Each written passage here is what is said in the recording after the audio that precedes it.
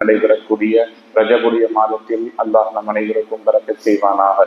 எதிர்வரும் ஷாபானுடைய மாதத்தில் அல்லாஹ் நம் அனைவருக்கும் பரக்கத் செய்வானாக. புனிதமான ரமதானுடைய மாதத்தை அடைந்து நல்லமல்கள் செய்து இறைவனின் பொருத்தத்தை பெற்று வாழக்கூடிய நன்மக்களாக அல்லாஹு ஜல்லுஷானஹு தஆலா நம்மையும் நமது குடும்பத்தார்களையும் ஆக்கி தந்து நல்லருள் புரிவானாக. ஆமீன் ஆமீன் யா ரப்பல் ஆலமீன். கண்ணியமிக்க அல்லாஹ்வின் நல்லடியார்களே, அல்லாஹு ஜல்லுஷானஹு தஆலா திருமறையில் அநேக இடங்களில் தன்னை பற்றி, தான் யார், தான் எப்படிப்பட்டவன் என்பதை பற்றி பேசுகிற பொழுது அல்லாஹ் சொல்லக்கூடிய விஷயம் கஃபூருர் ரஹீம். குர்ஆனை ஓதக்கூடியவர்கள், குர்ஆனோடு தொடர்புடையவர்கள் அதிகம் கேள்விப்பட்டிருக்கக்கூடிய, தெரிந்து வைத்திருக்கக்கூடிய ஒரு வசனமாக இருக்கிறது. அல்லாஹ் சொல்றான், தன்னை கஃபூருர் ரஹீமுன், நான் ஒரு மன்னிக்கக்கூடியவன், அதே நேரத்தில் உங்களின் மீது இரக்கம் காட்டக்கூடியவன் என்று சொல்லுகிறான். அல்லாஹு ஜல்லுஷானஹு தஆலா அதிகம் விரும்பக்கூடிய காரியங்களில் ஒன்றாக அடியார்களிடத்திலிருந்து தௌபா இருக்கிறது. இந்த நேரத்தில் நாம் யோசிக்கிறோம், நபி ஸல்லல்லாஹு அலைஹி வஸல்லம் அவர்கள் சொல்றாங்க, இந்த உலகத்தில் பாவங்களில் எல்லா பாவத்துக்கும் அல்லாஹ்விடத்தில் மன்னிப்பு இருக்கிறது. அல்லாஹ் கஃபூர், அல்லாஹ் மன்னிக்கக்கூடியவன். ஆனால் இந்த பாவத்திற்கு மட்டும் மன்னிப்பு கிடையாது என்று ஒரு சில பாவங்களை நபி ஸல்லல்லாஹு அலைஹி வஸல்லம் அவர்கள் குறிப்பிட்டிருக்கிறார்கள். அதில் ஒன்று இணை வைக்குதல், அதில் ஒன்று உறவுகளை முறித்து வாழுதல், அதில் ஒன்று பெரும்பாவம் என்று வேறு வேறு இடங்களில் வேறு வேறு பாவங்களை குறித்து அதனுடைய கடினத்தன்மையை குறித்து பேசுவதற்காக ரசூலுல்லாஹ் சொல்லுவாங்க, அல்லாஹ் எல்லா பாவத்தையும் மன்னிப்பான், இதை மட்டும் மன்னிக்க மாட்டான் என்று ரொம்ப சொற்பமான ஒரு சில பாவங்களை மட்டும் குறிப்பிட்டிருக்கிறார்கள். அது மாதிரியான வரிசையில் நாம் ஒரு ஹதீஸை பார்க்கிற பொழுது நபி ஸல்லல்லாஹு அலைஹி வஸல்லம் சொல்லுவாங்க, அல்லாஹ் ஜல்லுஷானஹு தஆலா எல்லா பாவத்தையும் மன்னிப்பான், ஆனால் இந்த பாவத்தை மன்னிக்க மாட்டாங்க. சஹாபாக்கள் கேட்பார்கள், யார் ரசூலுல்லாஹ், அது என்ன பாவம் என்று கேட்கிற பொழுது, யார் ஒருவர் தான் செய்த பாவத்தை பகிரங்கப்படுத்துகிறார்களோ அந்த மனிதனுடைய பாவத்திற்கும் அந்த மனிதனுக்கும் தௌபா கிடையாது, பாவ மன்னிப்பு கிடையாதுன்னு சொல்லுவார். மிக ஆபத்தாக நாம் பார்க்க வேண்டிய விஷயங்களில் மிக முக்கியமானது இது.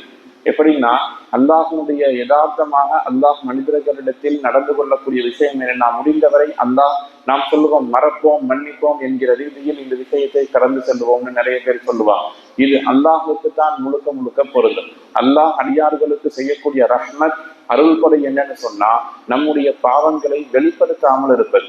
ஆனால் மக்களில் ஒரு சிலர் என்ன செய்வாங்கன்னா, தன்னுடைய பாவங்களை தாங்களே பெருமையாக மக்களுக்கு மத்தியில் வெளிப்படுத்திக் கொள்வார்கள். ரசூலுல்லாஹ் சொல்றாங்க, இந்த மாதிரி ஆட்களுக்கு அறவே மன்னிப்பு என்பது அல்லாஹின் புறத்திலிருந்து சுத்தமா கிடையாதுன்னு சொல்லுவாங்க.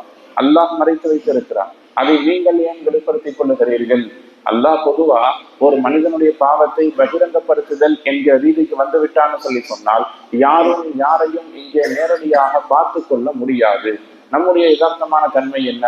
நீ எனக்கு நல்லது செய்தால் நான் உனக்கு நல்லது செய்வேன், நான் சொன்னதை நீ கேட்கவில்லை என்று சொன்னால் உன்னுடைய வேலையை நான் செய்ய மாட்டேன் என்பது மனிதர்களுடைய யதார்த்தமான குணம்.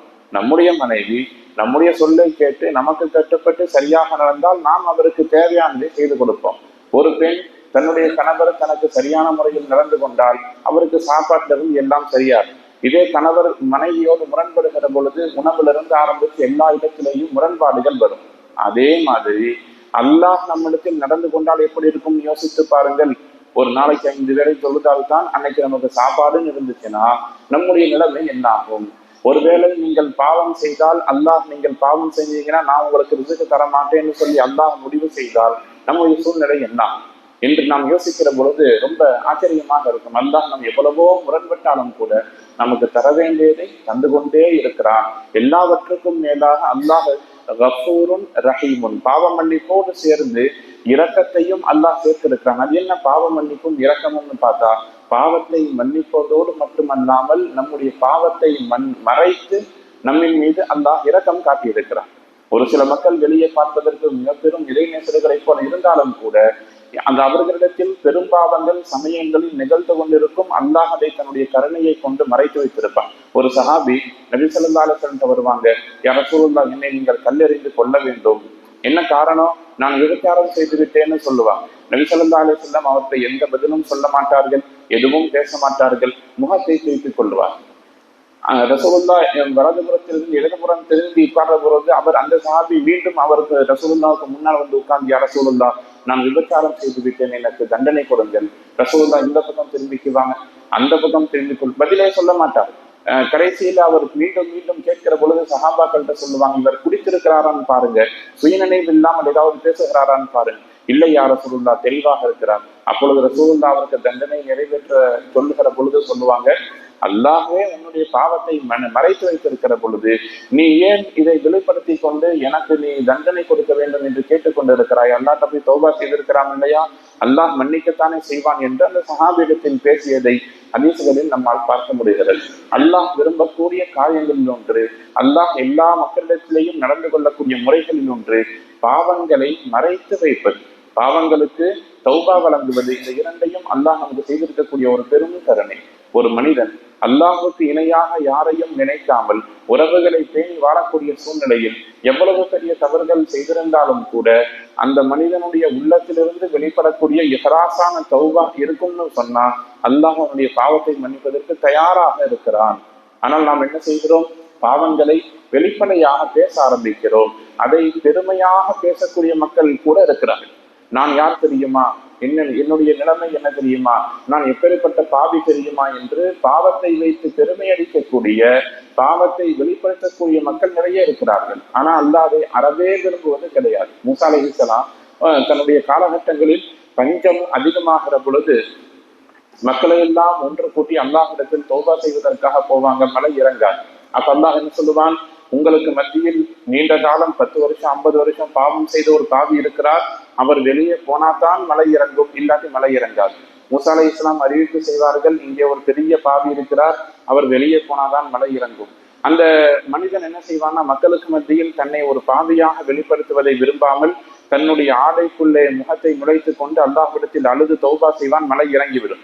மூசா அலைஹிஸ்ஸலாம் கேட்பாங்க, யா அல்லாஹ், மழை வராதுன்னு சொன்னேன், அந்த அடியான் வெளியே போனாதான் மழை வரும்னு சொன்னேன், ஆனா யாரும் வெளியே செல்லவில்லை, மழை இறங்கி விட்டது, என்ன காரணம்? அவன் தௌபா செய்தான், நான் தௌபாவை ஏற்றுக்கொண்டேன். யார் அந்த அடியார் சொல்லுன்னு கேட்ட பொழுது அல்லாஹ் அற்புதமாக சொன்னதாக ஹதீஸ்களில் நாம் பார்க்கிறோம், அவன் பாவியாக இருக்கும் பொழுதே நான் அவனை உனக்கு காட்டிக் கொடுக்கவில்லை, அவன் தௌபா செய்து என்னுடைய நெருக்கத்தை பெற்றுவிட்டான், அவன் யார் என்று நான் எப்படி வெளிப்படுத்துவேன் என்று அல்லாஹ் சொன்னதாக மூசா அலைஹிஸ்ஸலாத்துடைய வரலாறு குறித்து பேசுவார்கள்.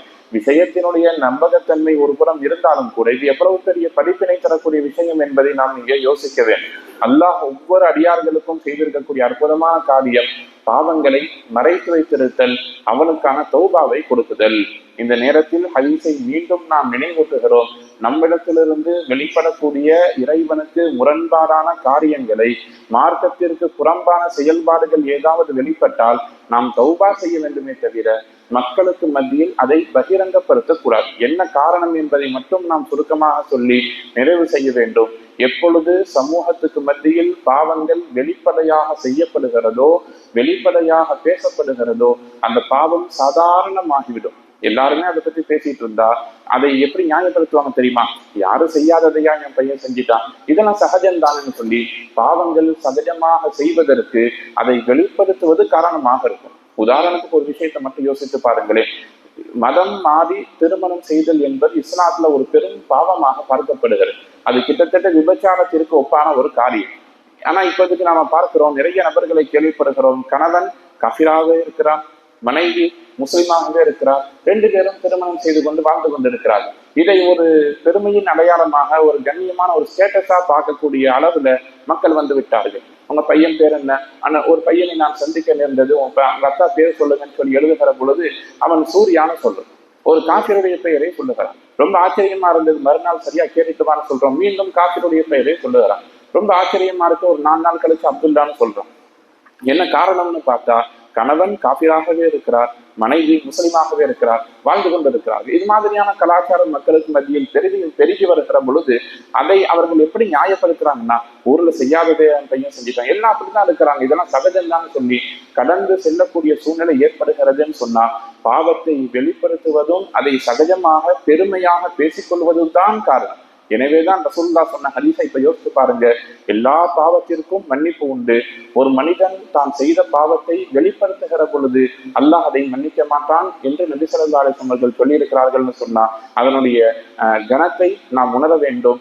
எல்லா சூழ்நிலையிலையும் இறைவனிடத்தில் அதிகமாக பாவ மன்னிப்பை கோர வேண்டும். அல்லாஹ் ஜல்ல ஷானஹு தஆலா நம்முடைய பாவங்களை மன்னித்து பொருந்திக் கொள்ளப்பட்ட நல்லடியார்களின் கூட்டத்தில் நம்மை சேர்த்து நல்லவர்கள் புரிவானாக. வாஹிரு தஅவானா அனில் ஹம்துலில்லாஹி ரப்பில் ஆலமீன்.